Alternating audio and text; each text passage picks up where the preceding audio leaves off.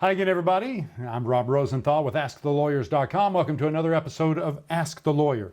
Well, most of us don't like thinking about our death and what's going to happen to the things we've worked so hard for after we're gone. But my guest today says it's something that needs to be done, and you need somebody to help guide you through that process. And here to answer our questions is attorney Marty Fogarty of the Heartland Law Firm in Glenview, Illinois. Marty, thank you for making some time for us today. I appreciate it. Thanks very much for having me. So people start thinking about inheritance and what's going to happen with the things they've accumulated when they're gone. Once that planning process takes place, first of all, who needs to be involved in that process? Well, if you're kind of two answers there, right? If you're married, it's really a conversation between you and your spouse, and if you're single, then it's really you and someone to guide you through it. Essentially, it's a reflection of, okay, if I passed away yesterday, if I wasn't here today, who should own my stuff? How should this naturally be, distributed? What are some conditions that might be out there that might need a little extra attention so that things can proceed as smoothly as possible in an orderly as a way as possible if I'm not here? And you're asking yourself those questions, and each spouse, husband and wife, are asking themselves that and reflecting on that, and then kind of having that dialogue together. And that's it. That's where, once you are in that dialogue, the answers actually come pretty clearly. What are some common fears that you've seen over the years that people face when they start this process? Oh, well, that's a great question, because nobody ever wants to call the lawyer, right? Nobody ever wants to get into this conversation until you flip it and you see a little bit that I'm actually, by planning this, by stating my wishes, I'm actually making it easier for my loved ones, right? I'm giving them a structure that they can follow in the event that I pass away. A big fear that people have is, well, if I plan it, then it's going to happen. This is just sort of a natural fear that people bring with. But the reality is, by going through a process that's, educates you and supports you, what happens is people will feel actually really relieved because they've gone through the process.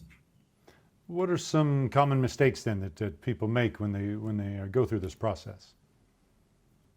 Well, number one mistake is not doing it, I've got to say. Number two mistake is doing it, going online and getting the online will or the online trust or online power of attorney. The challenge with those, when you do it yourself, is that this process is designed to help you think of things you haven't thought of, number one. And then number two, sure, you might sign the paperwork and you might have it together, but then the paperwork is static, but life will keep changing. And so you're going to find, when you look back, that this static thing doesn't really support or match up where I'm at now.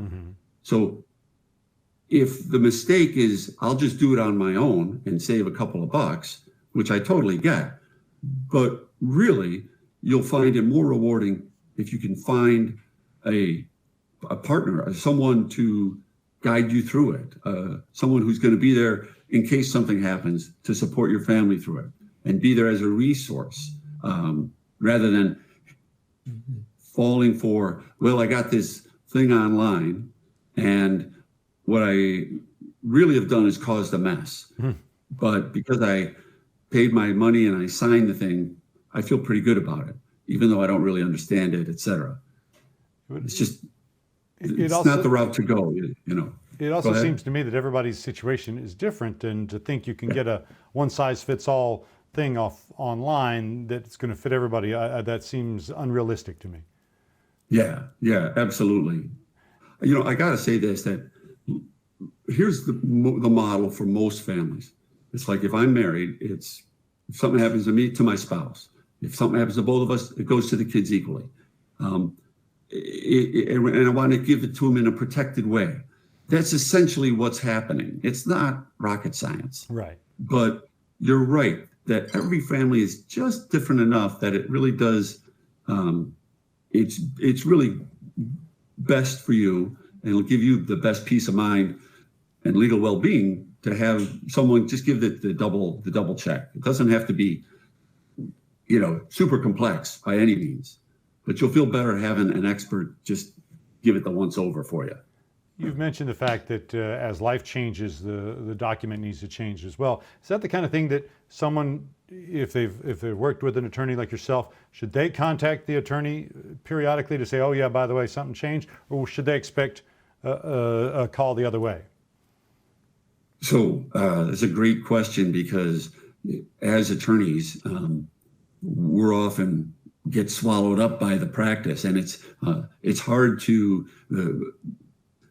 Attorneys aren't really schooled or educated in how to maintain customer relations over time. Right. That might be one of the reasons there's attorney jokes out there. But estate planning is really a relationship over time. So your law firm ought to have some process when you sign up and you create that relationship with them. They should have some process in place that says, okay, here's what the annual stay in touch program looks like. Here's how we make sure that what we just spent money on today is going to be valid and still appropriate for you as you go through life's chapters. So every law firm really has to have that responsibility to be there for the client in future situations, so that if the client needs them, they can raise their hand and get back to them. But the attorney also is saying, here's a new year. Maybe the laws have changed. Our records show that, your son should be 18 now. Now he's considered an adult. Why don't we talk about how we can get, his power of attorney in place? So I think the law firm really has that responsibility. What is your rule of thumb? What do you advise people for, or is there an age when you go, okay, now's the time you need to start thinking about doing this? Because, we're young, we're bulletproof, nothing's ever going to happen. What do you suggest? Yeah, great question. So here's the thing. When you turn 18, society says you are now an adult. So when you're 18, you need to have a power of attorney for property and for healthcare. What that means is you have the right to name who can make a healthcare decision for you if you can't, who can make a financial decision or sign your name if you can't. And that's totally fine. If that's your parents, it's someone you trust. But once you're 18, that's when you've got a responsibility to get those basic documents in. Now you're going along and you don't really own much. It's pretty simple.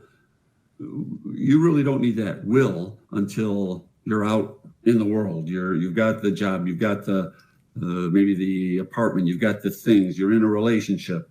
I would say you need the trust. Usually what I find, once people own real property and or have kids, that's when it starts to make a little more sense to have a trust. And there's no real rule of thumb there, but that's sort of the progression.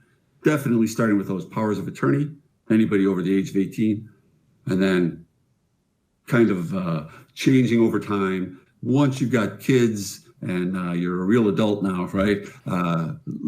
Figure out this trust, understand the benefits of that, and how that can help you for the next couple decades. What is a residuary clause, and is it something we need? Tell me more about that.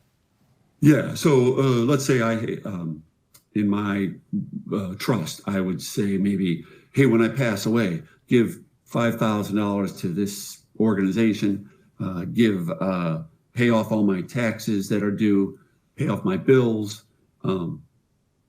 sell my house, pay off the mortgage, and whatever's left over, give that to my kids equally, 3 ways. So the residuary clause is that whatever is left over clause, right? So the residual, the remainder, after you paid all the bills, made the specific distributions, whatever is left, then that is what goes. Usually at that point, people are saying, well, that's where the bulk of the estate will usually be, and you'll say, to my kids equally, 1/3, 1/3, 1/3, et cetera. That makes sense. We always hear the horror stories, Marty, of someone passes on, and then there's a fight for inheritance, and it's a prolonged battle, and it gets ugly. Are there things you can do ahead of time to help avoid that, keep that from happening? Yeah, you're right. This is such a sad situation because the decedent, the person who died, they captured their wishes. And estate planning really has the promise to be these documents that we can all rally around to honor the individual's wishes, right? And so now if it's about honoring my deceased dad, even if I don't like my brother, Right. I can honor my dad's wishes. And I don't have to process it as a fight with my brother. So the best way to avoid that kind of thing is really clarity, where the dad is, once we complete the document and the kids are of age, there might be some communication to the kids saying, hey, I've completed this. My wishes are done. My goal is that you get along, we do this without any fighting. And there's kind of two ways to do this.